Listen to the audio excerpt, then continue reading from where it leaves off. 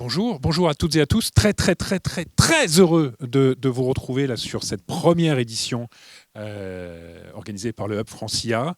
Effectivement, comme disait Bruno, on va faire une brève introduction, peut-être pour donner quelques points de repère sur cette association, sur le groupe de travail au sein de l'association et le prix en lui-même.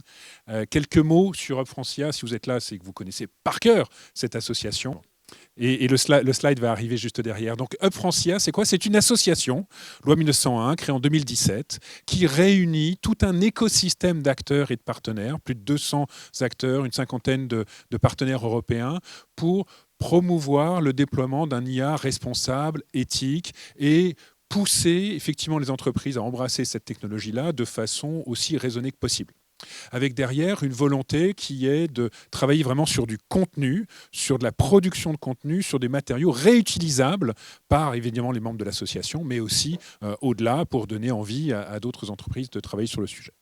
Parmi les faits d'armes, il y a une cartographie des startups, plus de 3000 startups qui ont été effectivement référencées et qui sortent chaque année. Il y a un certain nombre de documents sur l'IA générative, sur des guides de choix sur les différentes solutions de ce type-là, qui sont effectivement intéressants à regarder et à utiliser. Donc, je vous invite à regarder évidemment sur le site ou à discuter avec les différents représentants du Hub pour voir un peu le type de contenu et de travaux qui peuvent être menés sur le sujet.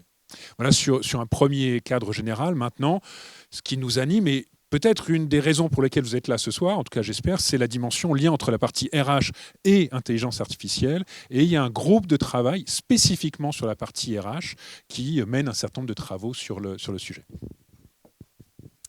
Bonjour à tous. Voilà. Donc effectivement, ce premier prix IA-RH a été créé par le groupe de travail RH du Hub. Alors, qu'est-ce que c'est que ce groupe de travail? Parce qu'en fait, le Hub fonctionne avec différents groupes de travail, santé, éthique, voilà, tout ce qui est réglementation autour de l'IA et effectivement, tout l'aspect ressources humaines. Donc, c'est un groupe qui est composé de DRH, de responsables dans l'innovation, de conseils. Et en fait, l'objectif, c'est vraiment de faire vivre tout un écosystème autour de l'impact de l'intelligence artificielle dans les ressources humaines. Donc, nous avons 5 thématiques effectivement qui sont majeures. Donc, l'importance d'avoir une IA de confiance autour de l'éthique. Il y a effectivement un groupe de travail éthique. Si ça vous intéresse, je recommande à tout le monde aussi d'aller voir ce qu'ils font parce que c'est passionnant.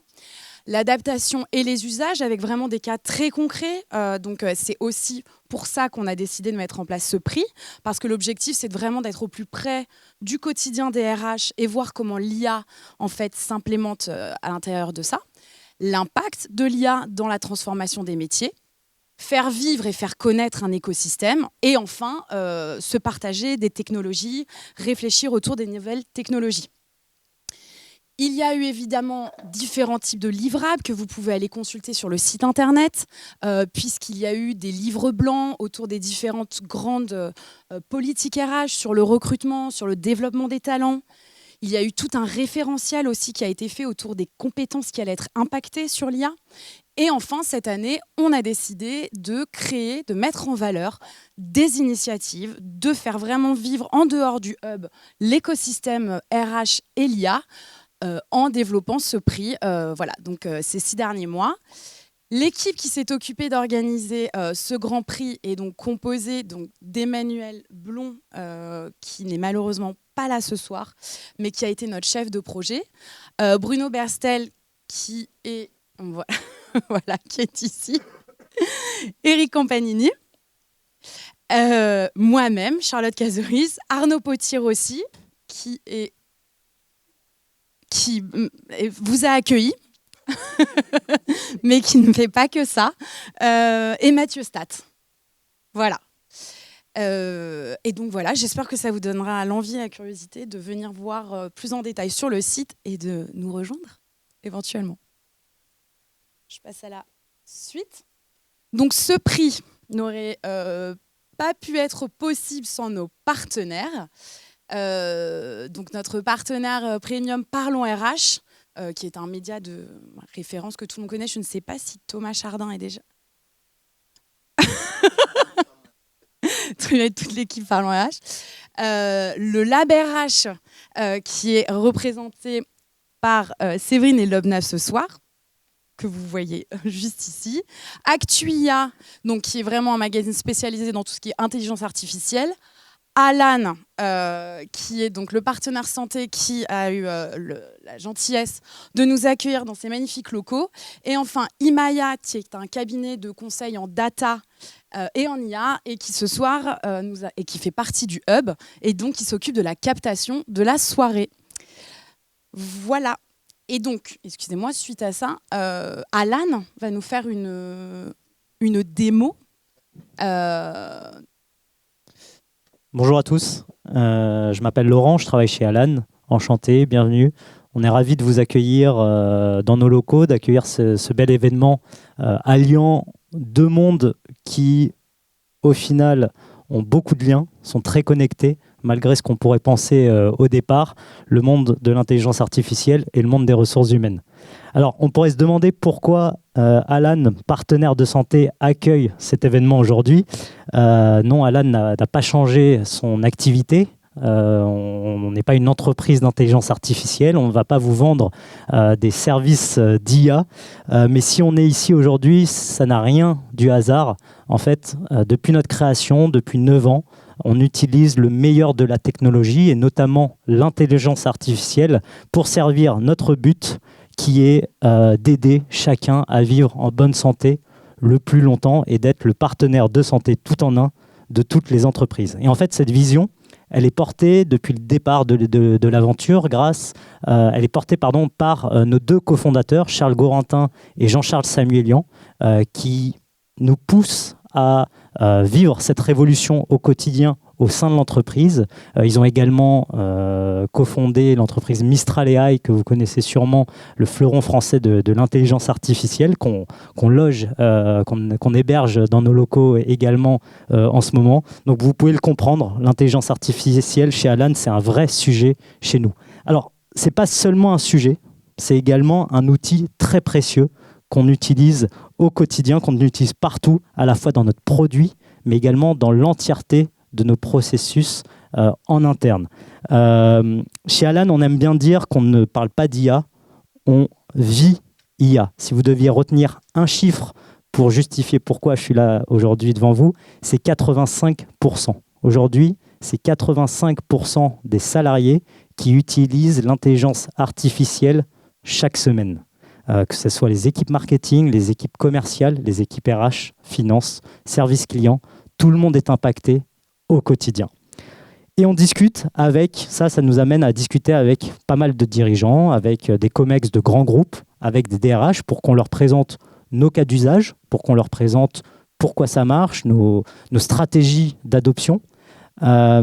Et si je devais résumer à un point primordial sur notre réussite, il est culturel. En fait, on a une culture qui est particulière chez Alan.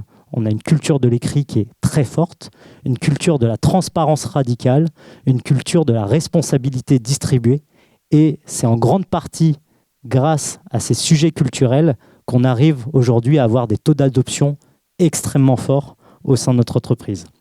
Donc depuis 1 an que je discute avec des DRH qui nous partagent leurs craintes sur l'accompagnement du changement, sur les craintes de leurs salariés, sur les obstacles qu'ils ont en interne au sein de leur entreprise. Il y a deux grands sujets qui reviennent. Premièrement, c'est que ça impacte toutes les entreprises. En fait, tous les RH de petites entreprises à très grands groupes sont inquiets, se posent des questions, quel que soit le secteur, ça c'est très important. Mais surtout, on se rend compte que l'intelligence artificielle, au final, ce n'est pas un sujet tech. Ce n'est pas un sujet IT. Si les entreprises veulent mettre en place des services d'intelligence artificielle, il y a plein de services qui sont accessibles. Il y a plein de services qui peuvent venir s'implémenter dans les outils existants. Non. Le gros sujet, l'enjeu de l'intelligence artificielle en entreprise, aujourd'hui, il est culturel. L'enjeu, il est humain.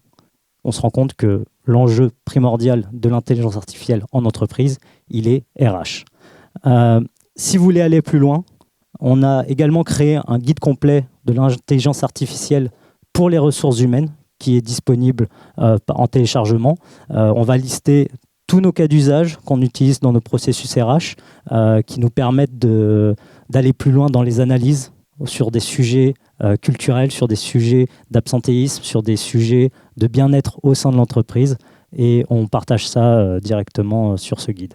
Merci beaucoup.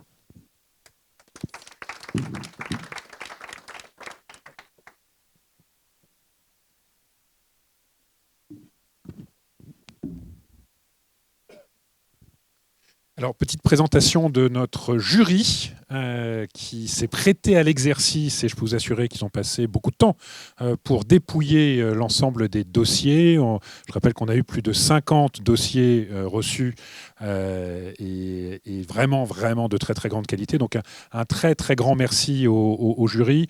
Simplement pour vous les repositionner, donc, on a Lobna là, qui est au premier rang, qui est gentiment venu au premier rang. Merci, Lobna. DRH formatrice, speaker RH, conférencière. Lomna a travaillé chez Ogilvy par exemple et effectivement a un parcours significatif dans le domaine. Thomas Chardin qu'on a présenté effectivement tout à l'heure avec son équipe qui est en train de filmer comme tout le sujet. Effectivement, agence de référence marketing pour ces populations RH. Laurence qui effectivement présente ici DRH de la direction des systèmes d'information France Travail et qui a travaillé aussi chez SPI, on en parlait chez France Télécom. Donc là aussi, un recul et une vraie expertise dans le domaine. On a notre chercheur Yann Ferguson qui je ne sais pas s'il est déjà arrivé ou pas, mais qui va arriver, directeur scientifique du Labor IA côté INRIA. Et je vous invite vraiment à discuter avec Yann qui travaille aussi beaucoup sur les aspects de Future of Work, intéressant dans le domaine. Belkacem qui malheureusement est souffrant aujourd'hui, ne pourra pas être là, mais qui est responsable de la fabrique digitale du côté de la direction générale de l'aviation. On a Marie qui est présente ici, ce qui représente la partie innovation dans cet acteur de référence qui est Atalian sur la partie propreté et facility management. J'avais noté en termes de nombre de salariés, c'était assez impressionnant. Il y a 65 000 collaborateurs, c'est ça, si ma petite fiche est juste là. Donc là aussi, ça peut être une nature d'échange et de réseautage intéressant comme éclairage à avoir. Séverine, directrice générale du Lab RH, là aussi 320 startups, 1000 décideurs, plus de 120 événements, donc une association vraiment de référence dans le domaine, avec Lomna qui en est effectivement vice-présidente, si je me souviens bien. Barbara Marazia qui est en déplacement là actuellement, qui est donc devenue récemment DRH de cette plateforme, vous savez, de mise en relation avec des freelances qui s'appelle Malte. Barbara a travaillé chez Kering, a travaillé chez un promoteur immobilier qui s'appelle Pichet, et précédemment chez Atos et chez Bull. Et Emmanuel qui copilote avec Belkacem le groupe de travail RH côté Hub Francia et Emmanuel qui est en charge de toute la partie transfo et change chez Infosys. Donc vous voyez des profils qu'on a choisis, que le Hub Francia a choisi pour leur expertise, pour leur regard croisé, avec une représentation et une mixité de parcours et de profils qu'on trouvait intéressant pour donner un avis éclairé et désigner effectivement qui a gagné parmi les plus de 50 dossiers qui ont été envoyés sur le sujet. Voilà, donc franchement, ça a été beaucoup de travail pour elle et pour eux. Je voudrais juste qu'on fasse un petit applaudissement pour les remercier de tout ce travail-là. Voilà.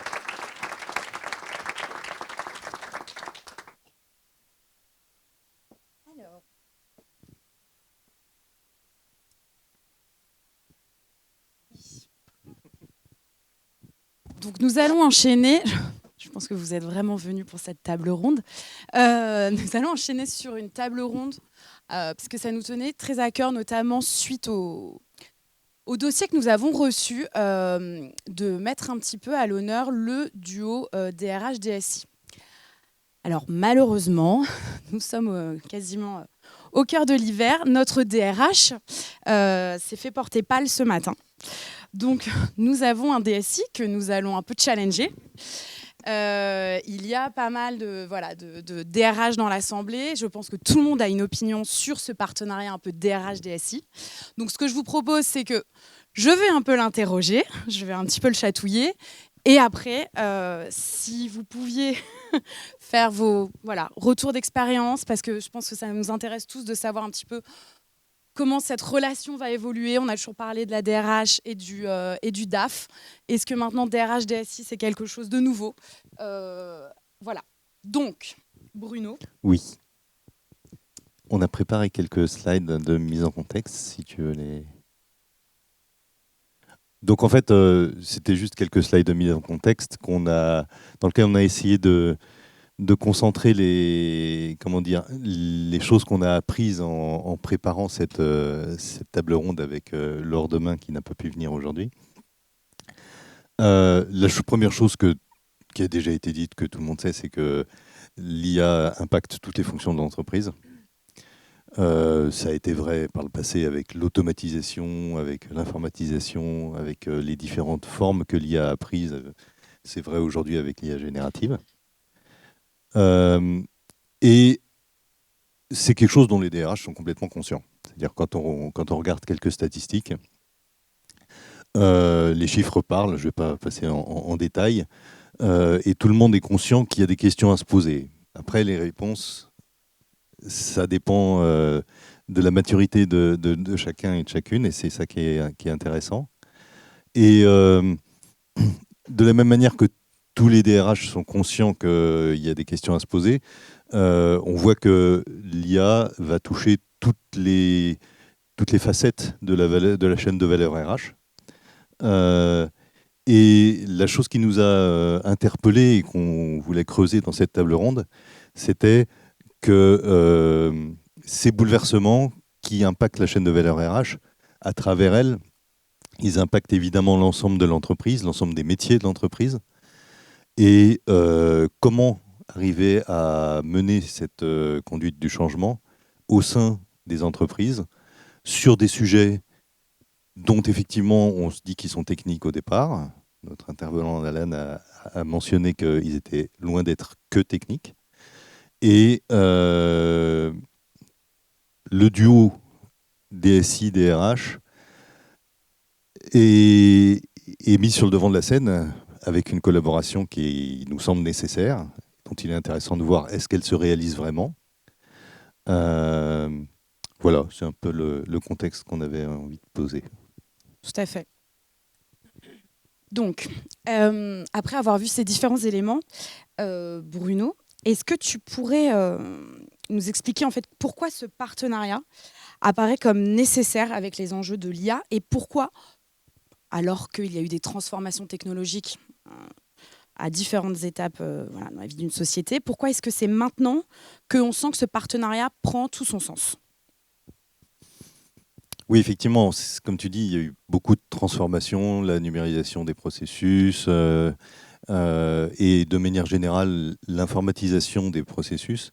C'est des sujets où les DSI ont à chaque fois été incités à collaborer avec les métiers pour comprendre quelles étaient les problématiques, quels étaient déjà les processus existants. Et force est de constater que, je vais le dire de manière positive, les projets qui ont le mieux marché, c'est ceux où il y a vraiment eu une collaboration. Après, la facette négative, c'est qu'il y a beaucoup de projets où il n'y a pas eu de collaboration et donc du coup, ça n'a pas forcément bien marché. Ça pouvait être compensé par un gros accompagnement au changement.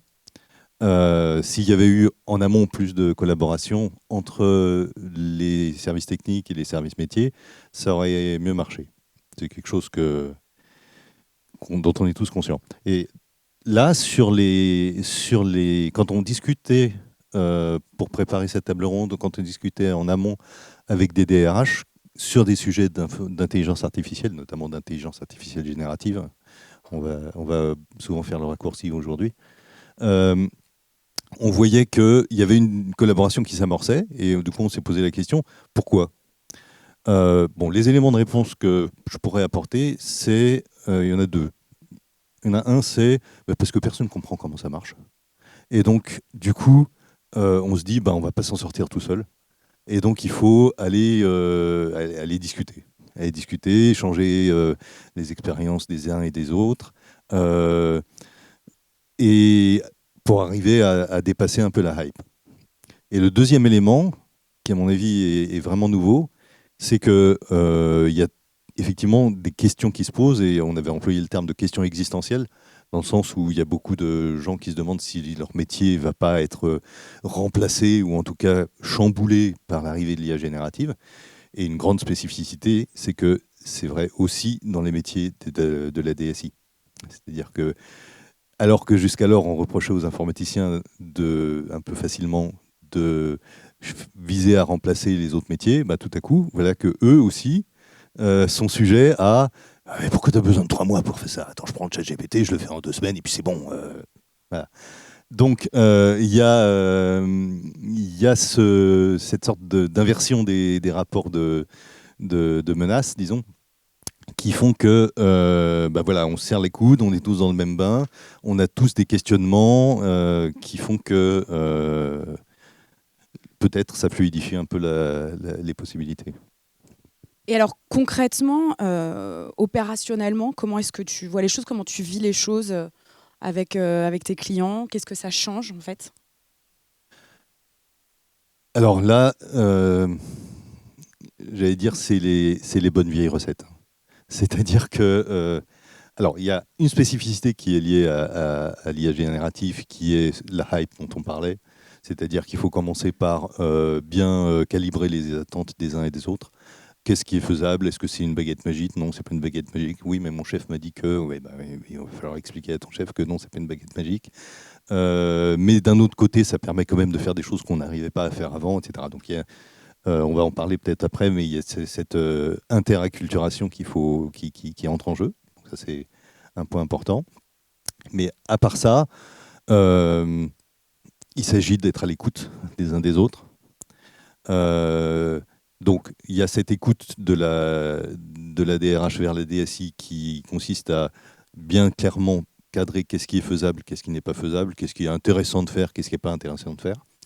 Et puis, il y a l'écoute, évidemment, dans l'autre sens, de la DSI vers la direction des ressources humaines, qui est quels sont les vrais besoins, quels sont les processus actuels, et qu'est-ce qui, dans les processus actuels, est lié à un vrai besoin ou juste aux limitations de l'outil qu'on utilise aujourd'hui. Et donc, si on avait un outil différent, on aurait envie de mettre en place des processus différents. Et voilà, alors de ce point de vue-là, rien de nouveau sous le soleil. C'est-à-dire qu'il s'agit d'ouvrir ses chakras et d'aller faire du recueil d'expertise, comme on faisait dans les années 70 quand on faisait du knowledge engineering. Bon, c'est ce que, sans faire de pub, hein, c'est ce que chez Decision One on fait toujours. Et il faut que ce soit un partenariat avec le client au sens large. Mais bon, c'est un facteur de succès qui évite de devoir refaire après coup quelque chose qu'on avait fait et dont seulement quand on le montre, les utilisateurs disent « Ah oui, mais c'est pas ça que je voulais ». Voilà.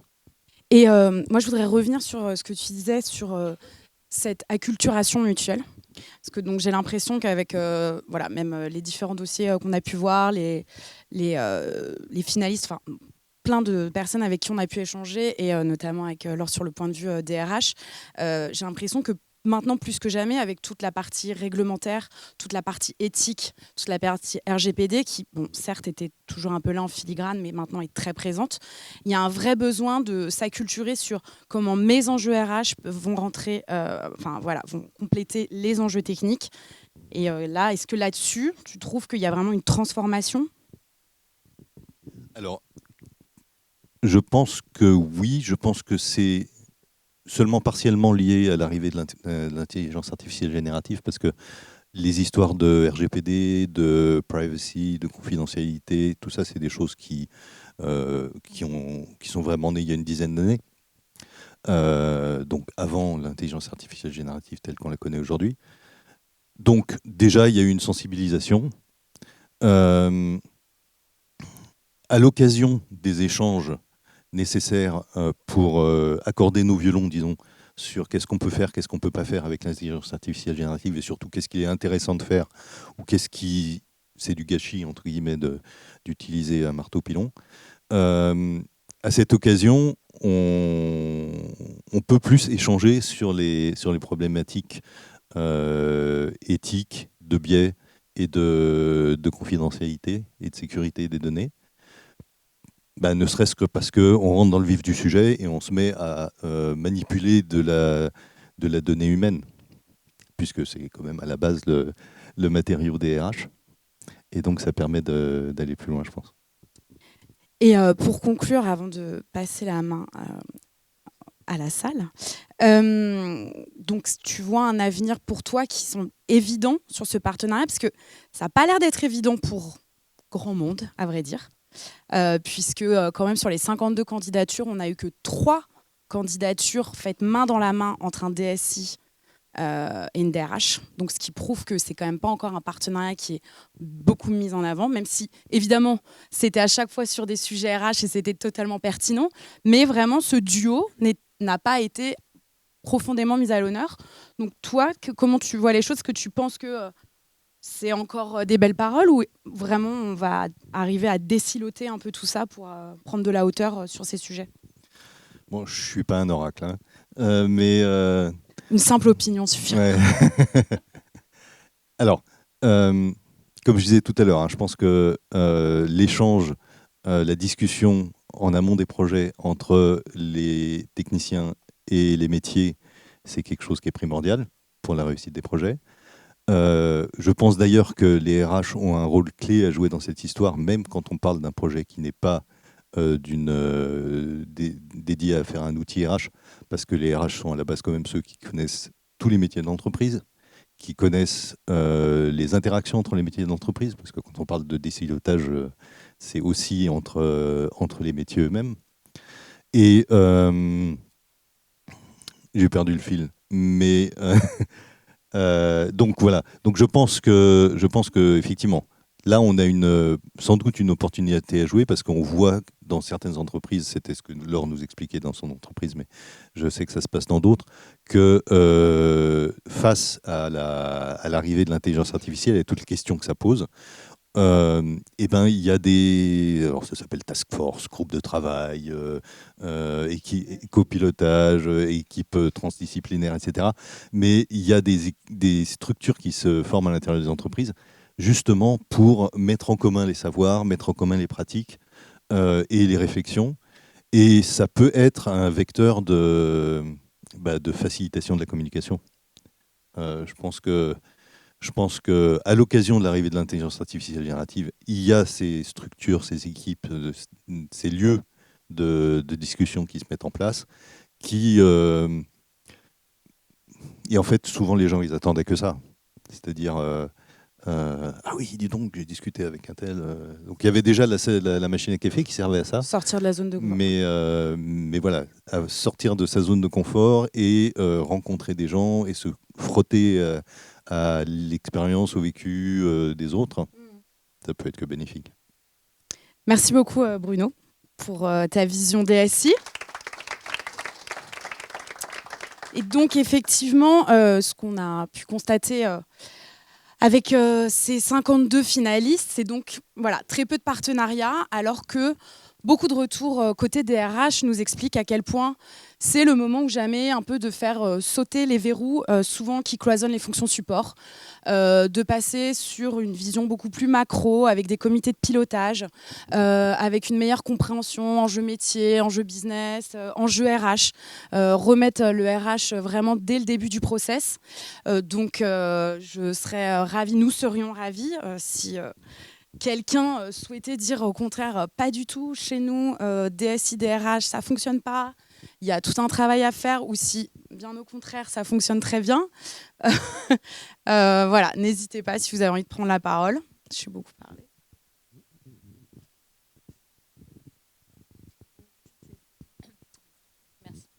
Merci beaucoup. Je suis alors très alignée avec ce que vous venez de dire tous les deux, évidemment.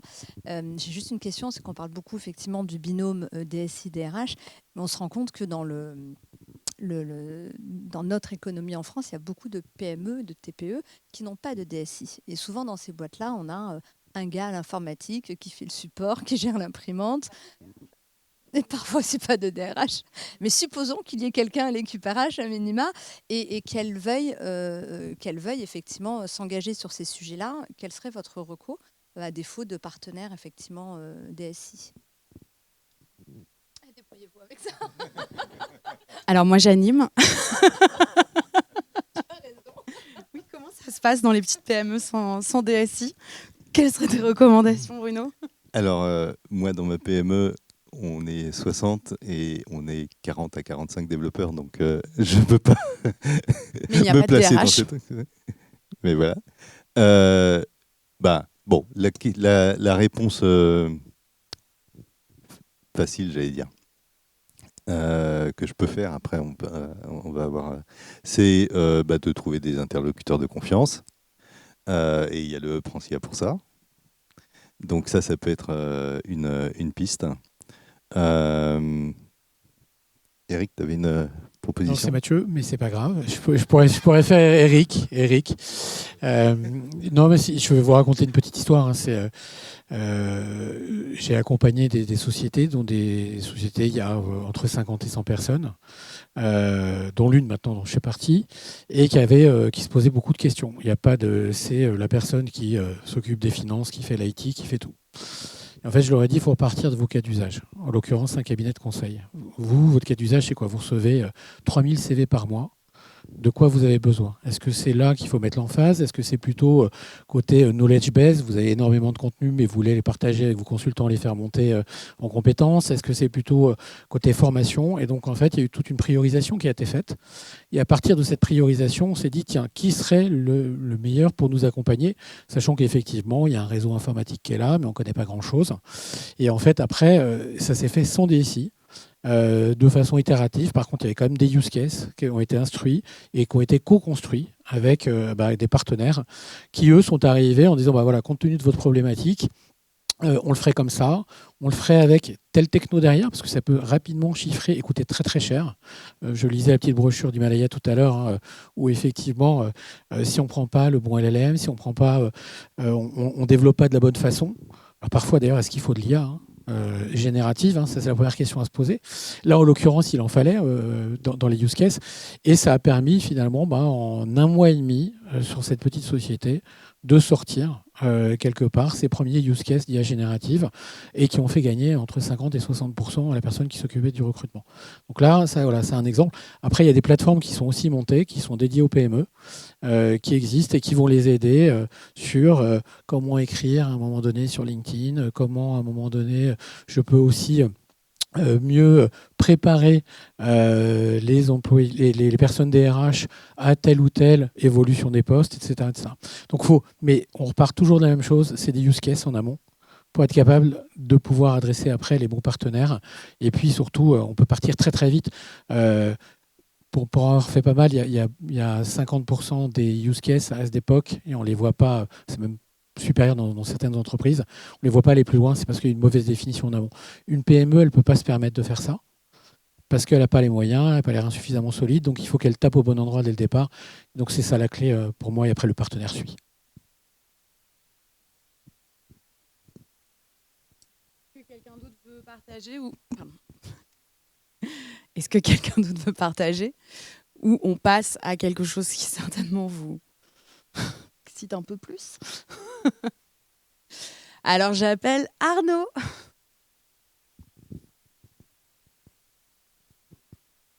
Le monsieur de la porte.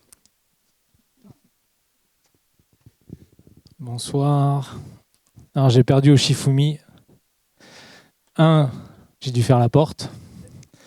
Et 2, le rôle le plus galère, qui est de présenter en fait les différents prix.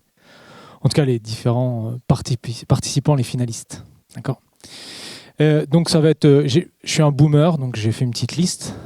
Voilà. Pour pas faire d'erreur, parce que je sais que quand on est finaliste, on n'a pas envie que le présentateur fasse des erreurs sur notre solution, etc. Il y a beaucoup d'enjeux. Alors, dans l'ordre alphabétique, parce qu'on ne s'est pas pris la tête, nous avons Cassandre. Alors, qu'est-ce que c'est Cassandre? Cassandre, c'est un assistant basé sur un modèle de langage conçu pour optimiser les services RH de l'Académie de Lyon. Il aide 60 000 personnels en répondant aux questions liées à la mobilité et au reclassement. Déployé depuis septembre 2023, il simplifie les processus et garantit une navigation efficace grâce à son intégration et à des mises à jour régulières. Est-ce que les gens de Cassandre sont présents ici? Je vais vous demander de vous lever, s'il vous plaît. On peut les applaudir déjà. Bravo d'être en finale. Repérez bien parce qu'on n'a pas les petits badges. Voilà. Donc au cocktail, si vous voulez discuter avec les personnes qui ont mis en place Cassandre, elles sont présentes ici. DAM, le projet DAM, Data Essence Attribution Management. Alors ça, c'est l'autre chose. Vous avez vu mon accent, c'est pour ça qu'ils m'ont choisi. Lancé chez Rocket en 2020, anticipe les risques de démission grâce à un modèle exploitant les données du SIRH et l'historique des départs. Il détecte 86% des profils à risque sur 18 mois et oriente des actions proactives tout en garantissant l'anonymat des données. C'est cherry on the cake. Les gens de Rocket, s'ils sont là, je vais vous demander de vous lever. Bonjour.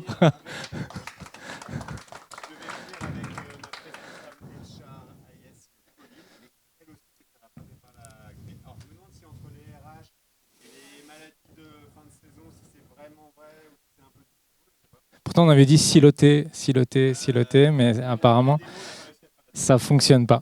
Je pense que le prix, il faut le faire en l'été. On sera moins de risques. Troisième solution, Customize. Développé par Keolis et Eurodécision, ce projet révolutionne les plannings des conducteurs de bus. En exprimant leurs préférences, les conducteurs obtiennent des plannings personnalisés grâce à un algorithme. Cela améliore le bien-être des conducteurs, ça favorise l'attractivité du métier et augmente leur engagement. Les personnes d'Eurodécision et de Keolis, si vous êtes présents, est-ce que vous pouvez vous lever? On peut les applaudir. Merci à vous. Me tapez pas si j'ai fait des erreurs.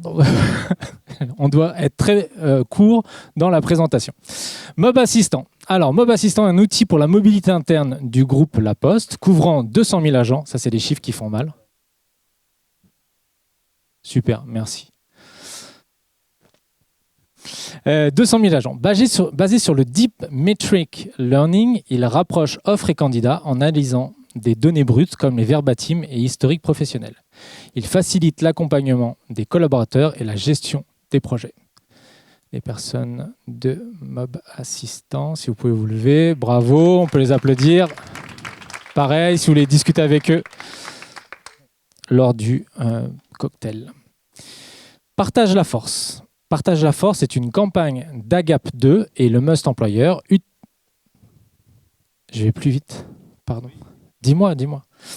Je reprends. Donc, Partage la force est une campagne d'Agap2 et le Must Employer utilisant l'IA générative pour engager les collaborateurs autour des valeurs de l'entreprise. Ils choisissent, les collaborateurs, une valeur, téléchargent leurs photos et un visuel personnalisé et du coup créé, ce qui permet, en utilisant ces visuels, d'aller sur les réseaux sociaux, de développer et de renforcer l'image et on va dire la notoriété de l'entreprise sur les réseaux sociaux. Voilà, j'ai demandé aux gens de partager la force du Must Employer et d'Agap2 de se lever, vous pouvez les applaudir. Ça va? Jusqu'ici, tout va bien? Ma liste est longue. Production des savoirs. Donc ça, c'est le projet, le production des savoirs de Safran, augmenté par l'IA. Donc ce projet, il vise à intégrer l'IA générative dans la création de contenus de formation adaptés aux besoins du groupe. Lancé en 2023, il s'appuie sur la plateforme 360 Learning et mobilise les 92 salariés pour produire des contenus compétitifs adaptés au langage de l'entreprise et diffusés juste à temps, quand il y en a besoin. Juste à temps. L'objectif est de former les auteurs internes à l'usage de l'IA, identifier les cas d'usage pertinents et partager les savoir-faire via des communautés inter-entreprises. Piloté par Safran University, ce projet renforce les pratiques collaboratives en formation. J'ai demandé aux personnes de Safran, je crois, alors voilà, on peut l'applaudir, bravo.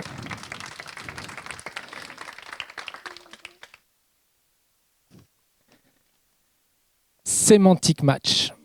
Alors, qu'est-ce que c'est que Semantic Match? C'est un copilote IA pour recruteurs intégré aux ATS. Il traite les candidatures en une journée contre 2 semaines en moyenne. Il garantit le contrôle sur les critères d'évaluation, l'explicabilité des décisions et l'anonymisation pour limiter les biais. Est-ce que les équipes de Semantic Match sont là? Bravo, on peut les applaudir. Et enfin, dernier finaliste, TOP, donc Team Opportunity Prediction, solution SaaS, utilise l'IA pour identifier les risques de départ des collaborateurs. En proposant des actions correctives personnalisées, elle fidélise les talents, réduit le turnover et renforce la stabilité des équipes. Est-ce que les personnes de TOP sont ici? Bravo. Voilà, 8 finalistes. Je vous invite, parce que moi je n'ai fait que un raccourci, vu le temps limité, sinon on aurait fait passer tout le monde pendant 5 minutes, d'échanger avec eux. Voilà, parce que ce sont du coup des gens qui innovent dans l'IA et les RH, donc d'échanger avec eux, même si certains vont repartir sans prix ce soir, rien que déjà d'être finaliste par rapport à 52 dossiers qui ont été déposés, c'est déjà une belle performance. Donc on peut encore tous les applaudir. Et je crois que c'est le moment, c'est ça? Mehdi, le suspense est à son comble. Je sens la salle, une tension.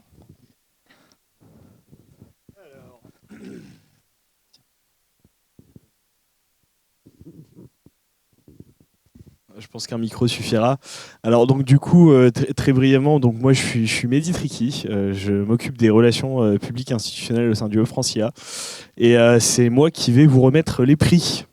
Donc du coup, sans trop attendre, donc on a un prix coup de cœur, on en a même 2, et je vais vous lire du coup ce qu'il y a sur l'enveloppe.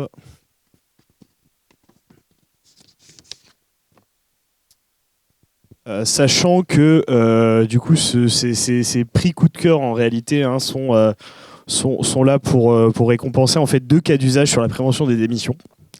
Et donc du coup les gagnants sont, en tout cas de ces 2 prix coup de cœur, Rocket, projet d'âme, et Top.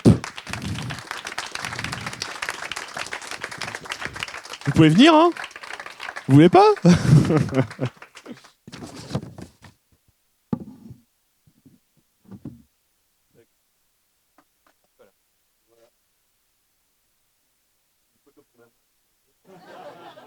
Non, juste pour vous expliquer que Rocket, en fait, on est 10 000 employés. On n'est pas très connu du grand public. On fournit des ingrédients pour les industries pharma et de la nutrition. Et donc, c'est vraiment à la sortie de la crise Covid, en fait, quand on s'est rendu compte qu'il y avait ce qu'on appelait The Great Resignation. Et beaucoup de gens qui étaient en train de commencer à démissionner après une période où tout le monde avait fait un petit peu le dos rond. Et donc, on s'était posé la question avec les RH, parce que pour le coup, nous, il y a une vraie histoire d'amour avec les RH, qui s'explique notamment parce qu'une des responsables RH est une ancienne DSI. Voilà, pour le coup, ça répond un peu à la question de la table ronde tout à l'heure. Et donc, en fait, on a commencé à regarder les informations qu'on avait dans Workday, notre SIRH, l'ancienneté chez Rocket, l'ancienneté dans le poste, le positionnement salarial, le pays où on travaille, la fonction pour laquelle on travaille. Et on s'est rendu compte qu'avec ces 15 indicateurs-là, c'était ce qui était présenté magnifiquement d'ailleurs pendant l'introduction tout à l'heure, ça nous permettait de flaguer entre 70 et 80% des personnes qui allaient démissionner dans le trimestre. On est capable de les flaguer en avance de phase. Donc voilà, vous faites ça à l'échelle de 10 000 employés. Tous les mois, tous les trimestres, on est capable comme ça d'identifier 300-400 personnes qui sont à risque. Et ça intéresse les ressources humaines. Donc c'est pour ça qu'on devait avoir Pauline avec nous aujourd'hui, qui s'est fait rattraper par la grippe. Mais ça les intéresse parce qu'il y a des cohortes de jeunes talents, des cohortes d'experts pour lesquels on n'a pas envie qu'ils rentrent dans la zone rouge. Donc ça, c'est la première chose. Ça aide les RH à avoir des conversations avec elles de temps en temps quand on estime qu'elles sont un peu trop en avant, en tout cas qu'elles sont rentrées dans une phase qui est un petit peu trop risquée. Et la deuxième chose qu'on fait aussi, c'est que chaque année, en tant que manager, on évalue le risque de départ de chacun de nos employés. Et ce qui est super intéressant, c'est qu'on regarde la prédiction qui est faite par l'algorithme et on regarde l'évaluation qui est faite par le manager. Il y a dans 80-85% des cas, c'est relativement aligné. Mais parfois, ce que surtout Pauline va regarder, c'est à quel point on a un écart qui va du tout au tout. Et c'est typiquement le cas du manager qui va dire « Ah non, mais Pauline, elle ne va pas démissionner, elle est toute jeune, elle a 35 ans, ça fait que 10 ans qu'elle est là. bon, ça fait 6 ans qu'elle est dans son poste, c'est vrai qu'elle n'est pas super payée, mais en même temps, je pense qu'elle se plaît bien. Et donc voilà, c'est typiquement ce genre de cas où on essaie de mettre en face du manager que peut-être que, en face de ce qui est sa perception, il y a peut-être un salarié qui, enfin, on l'a tous vécu si vous êtes manager, parfois c'est ceux qu'on attend le moins qui vous présentent leur démission. Et une fois que le Rubicon est franchi, c'est très très difficile de revenir en arrière. Donc voilà, on essaie de travailler un petit peu sur tout ça à l'échelle de Rocket. Et donc merci beaucoup pour ce prix du cœur. Et du coup, pour Top.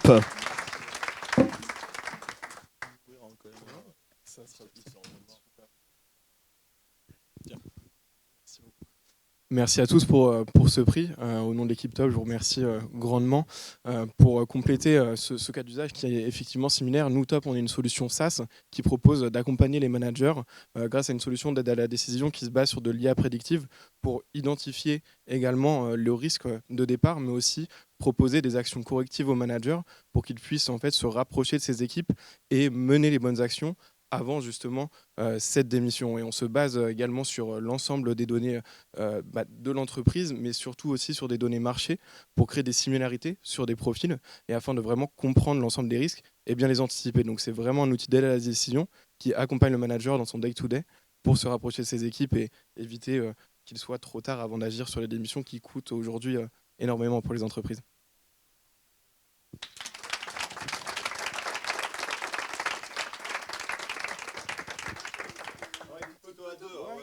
Allez, je vous laisse la salle 2 secondes.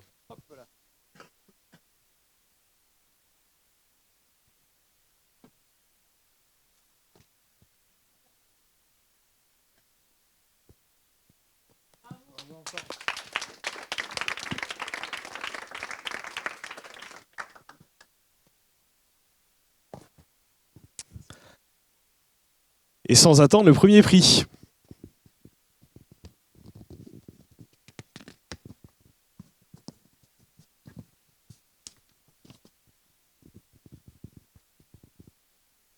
Et le premier prix est remis au projet Customize de Eurodécision et Keolis.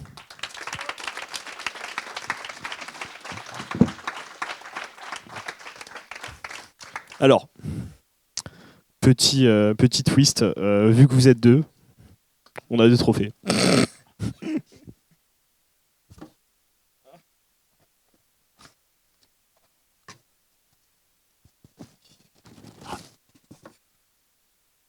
Donc, voilà, on va les mettre visibles pour tout le monde.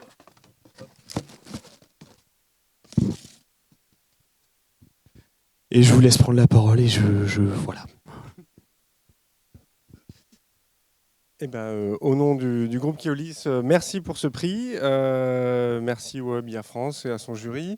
Merci à notre partenaire Eurodécision, parce qu'on a vraiment, c'est un projet qui a été en partenariat fort avec Eurodécision, qui nous a fourni toute l'ingénierie, l'ingénierie qu'il y a derrière le projet de transformation qu'on mène à Keolis Dijon. Et du coup, j'ai une pensée pour mes collègues de Keolis Dijon, le directeur opérationnel, le directeur exploitation, Jérôme Grandjean, et tous les conducteurs qui nous ont aidés à mener ce projet depuis 8 mois. Juste un petit contexte, c'est un projet qui va nous aider, qui nous aide beaucoup pour améliorer l'attractivité du métier de conducteur, puisque depuis quelques années, notamment le post-Covid, c'est un métier qui est vraiment en perte d'attractivité. Et une des causes de cette perte d'attractivité, c'est la planification des agents, qui est très subie, historiquement, culturellement, notre métier, elle est très subie. Et avec la solution qu'Eurodécision nous a fournie et qu'on a mis en place à Dijon, et ils la subissent beaucoup moins, cette planification, ils la choisissent, et ça transforme vraiment leur quotidien. Voilà, donc merci encore à tous. Merci à tous.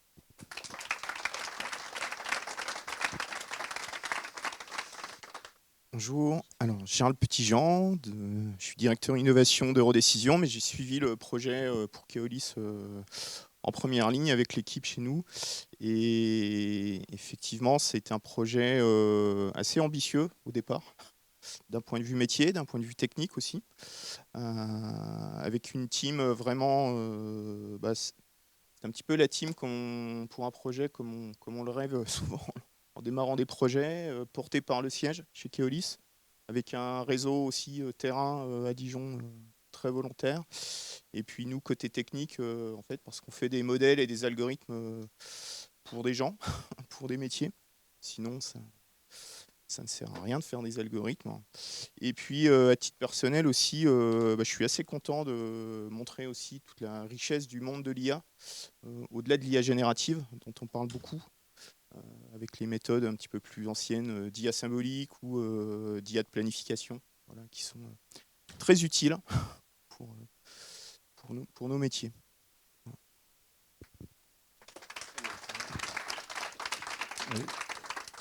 Je voulais juste rajouter que sur ce type de projet, c'est presque d'abord l'aspect humain qui est important, puisque en fait, ce projet était porté par des managers de Keolis et tout en bas, en fait, par des personnes terrain qui se sont montrées volontaires pour faire un test.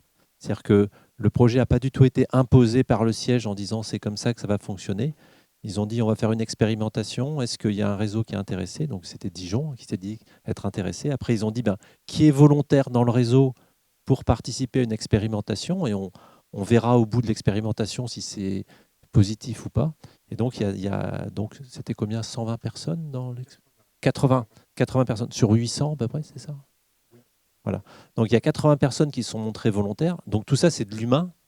Et après, on a commencé à faire de la technique. Donc je voulais vraiment montrer que c'était d'abord l'humain qui était au début du projet. Et si cet humain n'avait pas été volontaire pour lancer le projet, rien ne se serait fait, en fait.